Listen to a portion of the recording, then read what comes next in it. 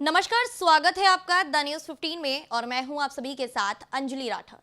कल रात से अगर आप अपने टीवी चैनल को अब तक खोल रहे हैं तो आपको एक ही खबर ज्यादातर सुनने को मिल रही होगी, जिसमें माफिया अतीक अहमद और उसके भाई की हत्या के बारे में बताया जा रहा है। तो आज हम इसी पर चर्चा करने के लिए मौजूद हैं और हमारे साथ आज चर्चा पे मौजूद हैं सुप्रीम कोर्ट के वकील कुशल कुमार जी। इनसे बातचीत करेंगे और जानेंगे कि इस पूरे हत्याकांड के पीछे क्या कुछ साजिश हो सकती है, क्या क्या कमियां इनको इस पूरी हत्याकांड में नजर आई जिस वजह से इस घटना को अंजाम दिया गया। इस पर तमाम ऐसी जानकारी है जो आज हम इनसे हासिल करेंगे। तो सबसे पहले तो बहुत बहुत स्वागत है आपका हमारे चैनल पर। शुक्रिया जी सर, सवाल यही है कि इस पूरे घटनाक्रम को कैसे देखते हैं और क्या एंगल नजर आ रहा है कि कैसे अतीक की हत्या हुई।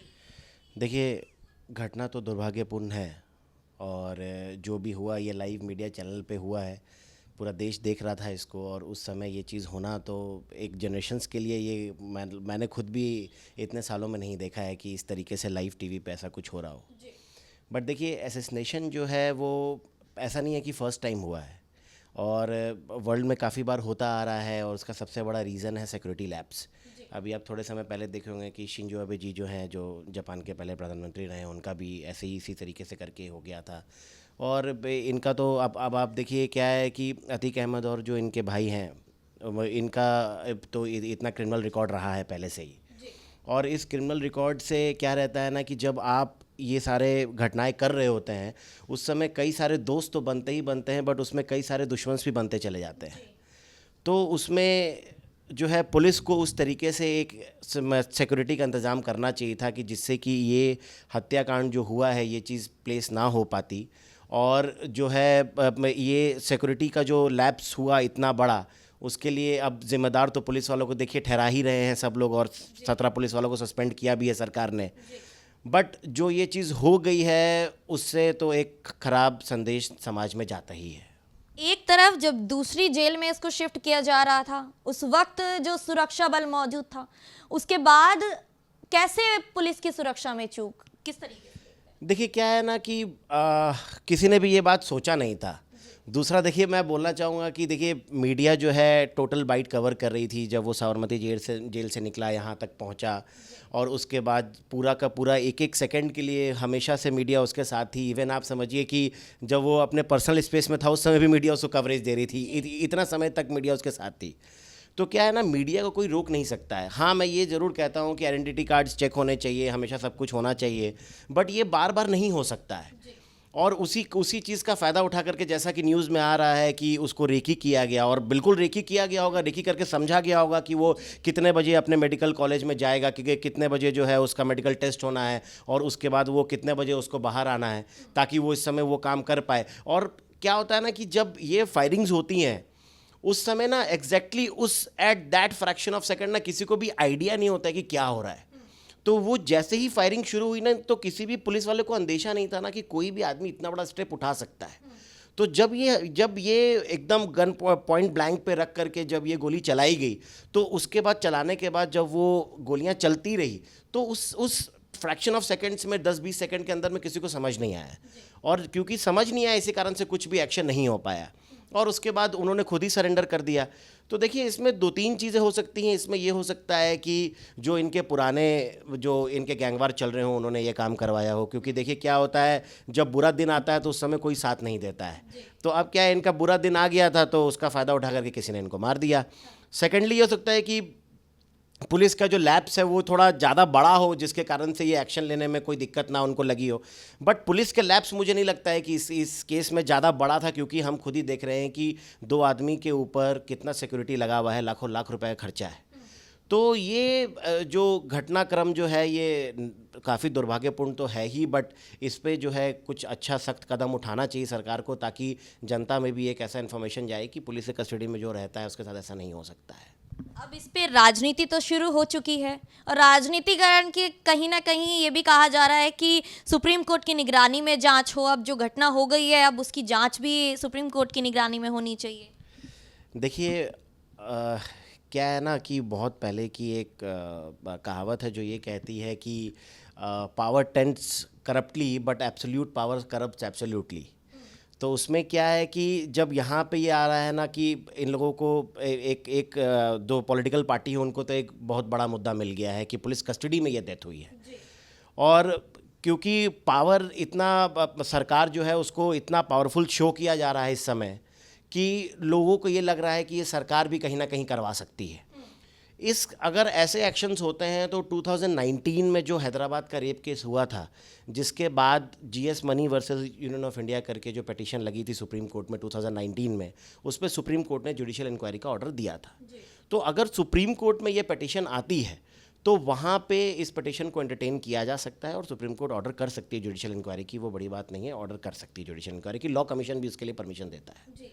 जैसे ही ये घटना को अंजाम दिया गया, सभी जनता के जो समर्थक थे कहीं ना कहीं योगी सरकार के, उनके स्टेटस लग गए और कहीं ना कहीं योगी जी को कहीं ना कहीं बधाई दी गई, उनकी तारीफों के पुल बांधे गए।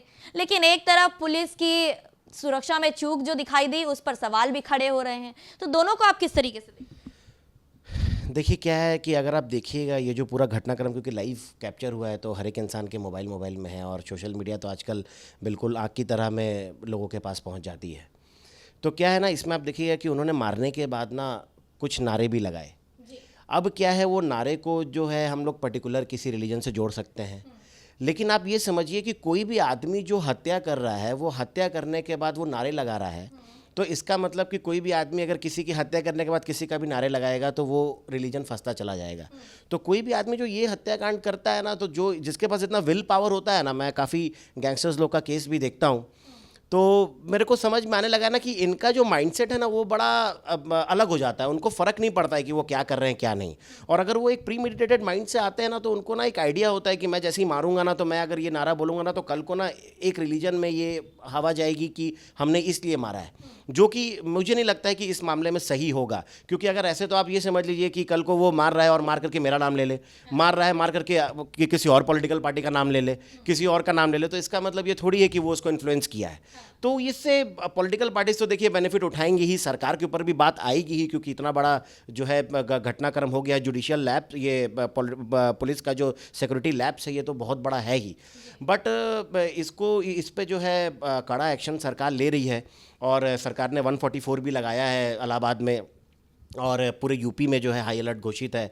वो इसीलिए है ताकि कम्युनल वायलेंस और किसी भी चीज़ को जो है एक्शन अंजाम ना दिया जा सके, एक्शन ना हो कुछ भी, और आम जनजीवन को किसी भी तरीके का ठेस ना पहुंचे। जी। ऐसे में कहीं ना कहीं धार्मिक विभाजन भी तो देखने के लिए मिल सकता है, क्योंकि जब अतीक के बेटे का जब एनकाउंटर हुआ, उस वक्त वहां के लोगों का ये कहना था कि कहीं ना कहीं मुस्लिम कम्युनिटी से है, इसीलिए कार्रवाई ज़्यादा हो रही है। तो वहीं दूसरी ओर जिन्होंने अतीक पर अटैक किया, उन्होंने नारे लगाए हिंदू धर्म के, तो कहीं ना कहीं धार्मिक विभाजन तो होगा ही। देखिए, धार्मिक विभाजन तो उस समय भी हो सकता था जब विकास दुबे का ऐसा ये घटना हुई थी। और अगर आप ये देखें तो योगी सरकार के आने के बाद जो है 10,500 से ज़्यादा एनकाउंटर हो चुके हैं। देखिए, एनकाउंटर को मैं कभी भी जायज़ नहीं ठहराता हूँ। Being as a law abiding person और being as a law officer of the court, मैं कभी भी ये नहीं कहूँगा कि ये जो पुलिस एनकाउंटर्स हैं ये कभी भी जायज़ हैं। बट क्या है, कई बार जब जो टू एंड फ्रो फायरिंग्स होने लगती हैं और उस चीज़ से अगर इंसान को बचना होता है तो आपको प्राइवेट डिफेंस के लिए ये चीज़ करना पड़ता है, और लॉ भी इस चीज़ की मान्यता देता है। तो अभी क्या है कि देखिए, उनके बेटा के साथ भी जो घटना हो गया, तो अगर ऐसा कुछ नहीं था तो उसको भागना भी नहीं चाहिए था, ठीक है। और हम ये सारे घटनाक्रम में ये नहीं भूल सकते हैं कि उमेश पाल का हत्याकांड कैसे हुआ। पूरे समाज ने वो भी देखा है। मैं तो मतलब देख के काफ़ी शौक था कि एक आदमी ने तो थैला में बम ले रखा था और वो बम चला रहा था, और उसके घर के बाहर उसको जो है मार दिया गया। इवन दोस्त जो उसका सिक्योरिटी गार्ड मिले हुए थे उसको मार दिया गया, और एक सिक्योरिटी गार्ड तो अंदर बैठा हुआ था, उसको तो राइफल से जो है गाड़ी के अंदर मार दिया गया। तो ये भी चीज़ आप देखिए ना, आप हमें both side of the coin देखना ज़रूरी है जब हम इस केस को देखते हैं। तो ये केस इतना कॉम्प्लिकेटेड होता चला गया ना कि अब आप देखिए, अति का तो अंत होगा ही, कहीं ना कहीं से तो ये चीज़ ख़त्म होना ही था। तो वो चीज़ इसमें एक्शन हुआ, बट गलत एक्शन हुआ। अगर जुडिशरी जो है हमारी देश की वो इतने कैपेबल है कि लोगों को सज़ा दे सकती है, पहले भी दिया है और आगे भी देते रहेगी, तो ये चीज़ें तो नहीं होनी चाहिए थी। लेकिन तमाम एनकाउंटर को फेक भी तो बताया जाता है। जब अतीक के बेटे का एनकाउंटर हुआ, उस वक्त ये कहा गया कि हम एनकाउंटर पे विश्वास कैसे कर लें। विपक्षी पार्टियों ने तमाम तंज कसे, कहा कि फेक एनकाउंटर भी कराए जा रहे हैं योगी सरकार सरकार में? देखिए ये मतलब गलत स्टेटमेंट है कि हत्या करा दी गई है। ये तो आप समझिए, मैंने जैसा आपको पहले स्टेटमेंट में कहा कि फ्रैक्शन ऑफ सेकंड्स में कौन क्या कर रहा है वो बिल्कुल पता नहीं चल सकता है। अभी हम यहाँ बैठे हुए हैं, कौन जो है मीडिया का नाम लेकर के आ जाए और कौन क्या कर दे वो हम पता नहीं कर सकते हैं। जो सर्कमस्टेंसेस था उस सर्कमस्टेंस में जो है मीडिया वालों का कोई भी आइडेंटिटी कार्ड हर मीडिया वाले का चेक नहीं हो सकता था, और आपको भी पता है कि मीडिया किस तरीके से पीछे लगती है। सुप्रीम कोर्ट ने भी कई बार बोला है कि लोगों के सुप्रीम कोर्ट के जजमेंट से पहले ही मीडिया जो है किसी भी इंसान को एक्यूज़ या जो है वो उसको इनोसेंट घोषित कर देती है।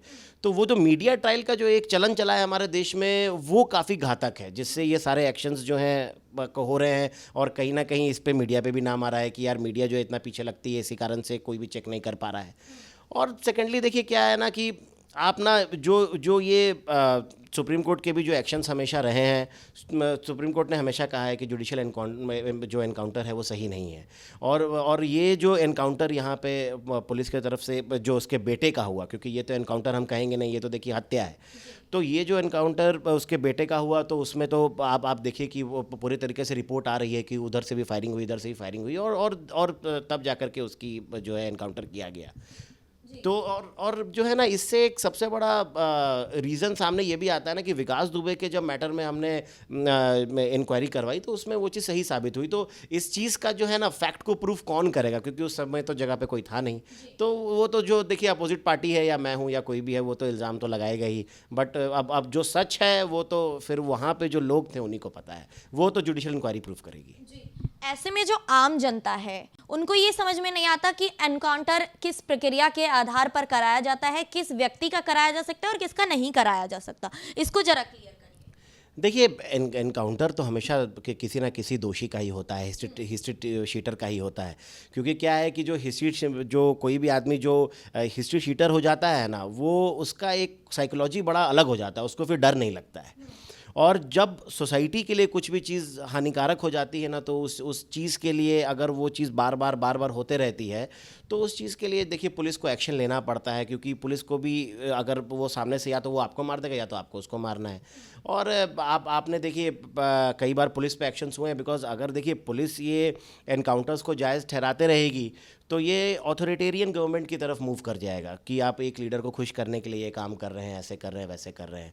बट इस चीज़ से कभी भी जो है एक हमारा जो कॉन्स्टिट्यूशन है, हमारा जो फंडामेंटल राइट्स है, आर्टिकल 22 है, right to live with dignity है, वो सब कुछ कभी भी फुलफिल नहीं हो सकता है। तो मेरे हिसाब से इस चीज़ पे इंक्वायरी होनी चाहिए, और ये जो चीज़ें हैं ये चीज़ कम होनी चाहिए, क्योंकि अब इस चीज़ का जो एक्शन है वो डायरेक्टली जो एक नॉर्मल सिटीज़न है उस पर पड़ता है। ऐसे में जो अभी जिन्होंने अतीक पर हमला किया है, उन व्यक्तियों पर, उन अपराधियों पर कहा जाए तो कौन कौन सी धाराएं लगाई जाएंगी? क्योंकि इससे पहले भी उनके आपराधिक रिकॉर्ड रहे हैं, हिस्ट्री शीटर रहे हैं, जेल के सलाखों की सजा भी काट के आ चुके हैं। तो अब और ज़्यादा उन पर कितनी सख्त कार्रवाई की जाए? देखिए जैसा कि मैंने भी न्यूज़ के थ्रू सुना है कि कोई और भी गैंग है जो इसको ऑपरेट कर रहा था, और उसके चलते ये काम किया गया है। तो इस पे देखिए 302 तो साफ साफ बनता ही है, बिकॉज 302 के लिए मेंस रिया चाहिए होता है, और मेंस रिया जो है आपका मतलब इंटेंशन टू किल होना चाहिए। तो इंटेंशन टू किल तो है इसमें, बिकॉज आपने पॉइंट ब्लैंक रेंज पे रख के मारा है और आप मारते रहे हैं, ऐसा नहीं है कि आपने छोड़ा है उसको, तो आप मारते रहे हैं, इसका मतलब कि आपको उसका मारने का पूरा इंटेंशन था। 302 बनती है। फौजरी किया है उन लोगों ने, क्योंकि मीडिया का आ रहा है कि उन्होंने मीडिया का कैमरा लेके आए थे, मीडिया का माइक था जिसमें मीडिया का जो है नाम वाम भी लिखा हुआ था। तो वो 468 है, 471 है, 463 है। तो इस तरीके से करके काफ़ी गंभीर धाराएं हैं, जिससे कि जो है 302 में तो आप देखिएगा तो उसमें तो कैपिटल पनिशमेंट की भी सज़ा है, और बाकी लाइफ इम्प्रिजनमेंट की भी सज़ा है। अब उसके बाद आप देखते हैं कि इसको कोर्ट कैसे किस तरीके से इसका एक्शन लेता है। अतीक के ऊपर 100 से ज्यादा केस थे। ऐसे में जिन्होंने हत्या की है उनके ऊपर मामूली 10 से 15 केस, तो वो कैसे बड़े माफिया बन सकते हैं? और अगर बड़े माफिया बन गए हैं अब अतीक की हत्या करके, तो क्या लग रहा है सरकार इनके खिलाफ क्या एक्शन लेगी? देखिए क्या है ना कि शुरुआत से आदमी ये सुनता है कि अगर बड़ा बनना है तो बड़े को मारो। तो अतीक तो सबसे बड़ा था, तो जिसको ये इंटेंशन होगा कि भाई मेरे को बड़ा बनना है, तो जो सबसे बड़ा डॉन है उसी को मार दो। तो उसने उन लोगों के मन में ज़रूर कहीं ना कहीं ये चीज़ होगा, इसी कारण से उन लोगों ने ये काम किया है। अब इससे क्या है कि सरकार को ना जो भी एक माफियागिरी मुझे हिसाब से तो यूपी में बहुत कम हुई है पहले से। हम लोग भी पर्सनली यूपी से काफ़ी जुड़े हुए हैं, हमें भी इतने सालों से पता है कि आज के डेट में यूपी का जो कानून व्यवस्था है वो पहले से कई ज़्यादा गुना अच्छा है। तो उसका एक रीज़न ये भी है क्योंकि पुलिस जो है सही ढंग से काम भी कर रही है। भले इनकाउंटर और ये सब कुछ गलत हो, लेकिन इस चीज़ का इम्पैक्ट जो है सोसाइटी पे एक अलग ढंग से पड़ता है।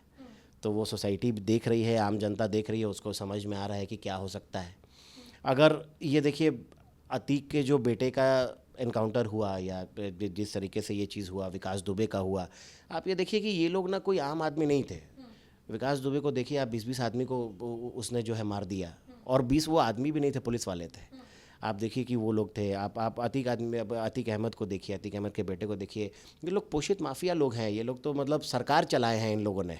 तो ये लोग बड़े लोग हैं, और इन लोगों ने क्योंकि राजनीति में एंटर किए हैं, बाहुबली शब्द इन लोगों के लिए बना है। तो इन लोगों को अगर आप मारते हैं तो आप, ऑब्वियस सी बात है कि आपका नाम बढ़ता है।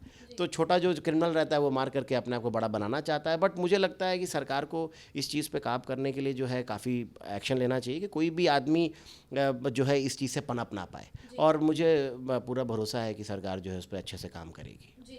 अब बात करें अतीक की, तो अतीक का अंत हो गया है, अतीक के बेटे का भी अंत हो गया है। अब बची अतीक की माँ और उसके और भाई। तो अतीक की मां पर 25,000 का इनाम है और उसे अभी तक यूपी पुलिस नहीं पकड़ पाई है। अतीक इतना बड़ा डॉन था, उस पर इस तरीके से कार्रवाई हो गई, लेकिन अभी तक उसकी पत्नी को क्यों नहीं पकड़ा गया? मतलब अतीक की पत्नी को क्यों नहीं अभी तक पकड़ा? पकड़ने की देखिए पूरी कोशिश तो चली रही थी, और हाइड एंड सीक का गेम तो देखिए चोर पुलिस में चलता ही रहता है, और इसीलिए ये चीज़ें जो है इस पे इनाम भी रखा गया। अभी ये जो चीज़ हुआ है इसके फैमिली के ऊपर, तो इसके बाद मुझे लगता है कि जो दोनों इसके बेटे हैं और जो भी फैमिली है उस पर इम्पैक्ट जो है इसका पड़ेगा ही। और जो इसकी मदर है, जो इनके बेटे की मदर है, तो उनको सरेंडर अब कर देना चाहिए, और उसके बाद देखते हैं मैडम क्या एक्शन लेती है सरकार अब, क्योंकि ये तो इनका अब इनको सोचना पड़ेगा कि कैसे एक्शन लेगी। अच्छा, लास्ट सवाल मेरा यही है कि कई लोग ये कयास भी लगा रहे हैं कि अतीक की हत्या प्लानिंग भी हो सकती है। बिल्कुल हो सकता है, बिल्कुल हो सकता है, और पहले हुआ भी है। और बिकॉज़ मैं काफ़ी क्रिमिनल मैटर्स देखता हूँ, तो मुझे तो बिल्कुल अंदेशा है कि बिल्कुल हो सकता है, अपोजिट पार्टी बिल्कुल करा सकती है, और भी जो लोग हैं वो बिल्कुल करा सकते हैं कि उनका नाम ना लिया जाए। और इस तरीके से हत्या अगर लाइव कैमरा पे होगी तो उस पर जो सरकार है उसी पे जाएगी, क्योंकि देखिए अब सरकार की तरफ से भी गलती है कि सरकार इतना खुल के आ जाती है बोलने के ऊपर कि हम ये कर देंगे वो कर देंगे, कि कुछ भी होता है तो सरकार के ऊपर बात आ जाती है। तो उस चीज़ का तो देखिए लोग फ़ायदा उठाते ही हैं। तो अब उस चीज़ का फ़ायदा उठ रहा है मैडम, बट अब इस चीज़ को जो है बिल्कुल दूध का दूध पानी का पानी करना पड़ेगा, ट्रांसपेरेंसी लानी पड़ेगी कि ये कैसे हत्या हुआ है, कई लोगों के जो है मुंह बंद करने के लिए हुआ हो, या सरकार को फंसाने के लिए हुआ हो, या रिलीजियस डिस्टर्बेंस करने के लिए हुआ हो। बट देखिए जो हुआ है वो तो लाइव कैमरे पर हुआ, उसको कोई भी आदमी मना नहीं कर सकता है। राजनीतिकरण होगा भविष्य में? राजनीतिकरण तो इस मैटर का बड़ा होने वाला है मैडम। हाँ, इस मैटर का बड़ा होगा, बट अब देखते हैं। यूपी सरकार तो काफ़ी अच्छे से संभाल लेती है। आप देखिए रामनवमी में पूरे देश में इतने सारे इंसिडेंट हुए, यूपी में नहीं हुए, जबकि सबसे पॉपुलस में जो है स्टेट है ये। तो मुझे तो लगता है सरकार इसको संभालेगी अच्छे से, और इसी कारण से इतने एक्शन पे हैं सरकार, तो सरकार इसको संभाल ही लेगी। बहुत बहुत शुक्रिया सर हमारे साथ जुड़ने के लिए। अतीक से जुड़ी और अपडेट के लिए देखते रहें the news 15। Camera person Mithilesh के साथ मैं अंजलि राठौर।